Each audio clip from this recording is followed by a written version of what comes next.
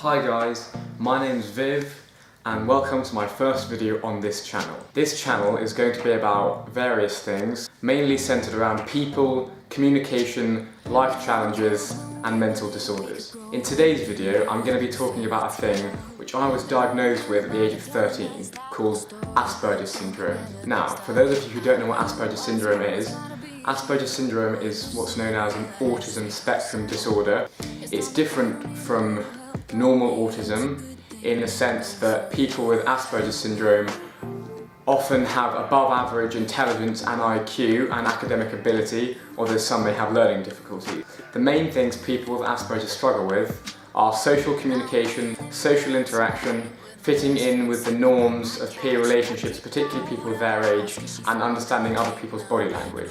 And in this video I'm going to talk to you a little bit about what it's like from my experience and from other people I've talked to living with Asperger's syndrome. I'm hoping to, with this video, send a message to all the people out there with Asperger's syndrome, just to let them know that they're not alone, other people do struggle with these things, and also to other people out there who are neurotypical people, which is a term used to refer to people without Asperger's syndrome who are not on the spectrum, just to let them know how Asperger's works, what it is, how it affects people. If they do know people with Asperger's syndrome and they find them a bit odd, or they find their personality odd, or they try to avoid them, just letting them know that it's not their fault, it's a mental disorder, and that they should try and get to know them and understand them more and help them deal with it, as opposed to just dismissing them as being non-empathetic or rude.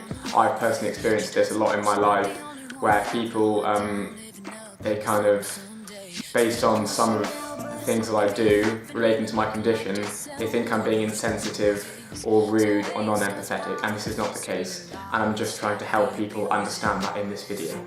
So, the main thing that people with Asperger's syndrome struggle with is understanding other people's non-verbal communication. That could be body language, that could be facial expressions, it could be eye contact.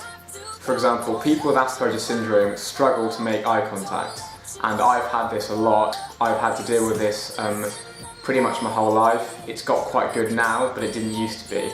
What it is basically is I personally and other people with Asperger's, they will not be able to look into a person's eyes and maintain eye contact for long periods of time. It can strain their eyes, they can get just sensory overload where they just can't do it anymore, or they'll just, I don't know, they'll just kind of zone out and look away. And it's not because they're nervous, because they're not confident, or because they're not interested in how the other person feels, or they don't want to engage with them. It's not because of any of that at all. It's just a sensory thing which makes it difficult to keep looking into a person's eyes for an extended period of time.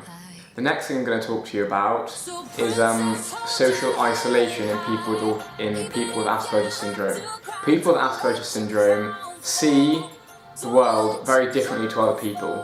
They smell differently, they taste differently, they feel differently, they hear differently, and these all contribute to them being isolated in many life situations. For example, people with Asperger's syndrome find it very difficult to seek shared enjoyment, particularly with people the same age as them. So when it comes to like sports, rugby and football, school stuff, social sports, clubs, whatever, it can be very hard for them to fit in because they just don't pick up on a lot of the social stuff and a lot of the kind of banter and sarcasm, because they misunderstand it, they don't pick up on it naturally like other people do, and that can play a major part in people being socially isolated.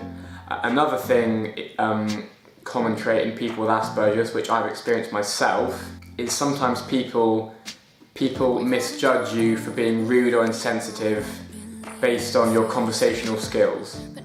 I would say as I am now, my conversational skills are decent, but that's only because I've worked on it for so long. And so sometimes people with Asperger's syndrome, they may engage in a one-sided conversation where they're just talking about a topic of their own interest intensely, and because of their inability to read the other person's facial expressions in the same way as anyone else would, they may not know when the person wishes to change conversation or end the interaction, or just stop talking to them altogether, for example. And that can be a big problem for people with Asperger's syndrome, because people with Asperger's syndrome often develop intense, repetitive interests in small subjects which may not be of the same interest to other people without Asperger's or other forms of autism. And so because of this, they can get rejected or neglected by their fellow peers, whether in school or in clubs. It can just be very, very upsetting and lonely if you're in that situation. I myself have been in that situation. I've done my best to understand people. I often have to reassure myself that it doesn't mean this, it doesn't mean that, they're not, it's fine, it's not your fault. And that can be very difficult at times. And I've suffered from all these things, and because of that it's been very difficult for me to make friends, very difficult for me to develop relationships with a lot of people, long-term relationships in particular.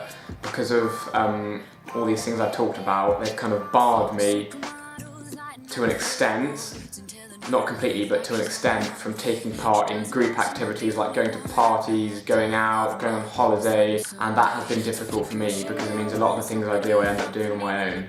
So yeah, I hope you enjoyed the video. I hope that gave you a bit of insight into what Asperger's is really like and how it affects people who have the condition. And I'm hoping that other people out there with Asperger's will watch this video and they'll just see that they're not alone, that there are other people out there with the same condition as them and feeling the same, and they do understand. And for those of you who don't have Asperger's syndrome, then I hope this has helped you to understand it more, so you can try and understand people with Asperger's syndrome better and not think of them as, I don't know, just weirdos or geeks or whatnot, for example. I mean, I'm not saying you would, but those are some of the names that I've commonly heard people call other people who have Asperger's. Anyway, I hope you really enjoyed the video. I'll have more coming. Comment down below if you like it, give it a thumbs up if you liked it, and I'll see you next time. Thank you very much.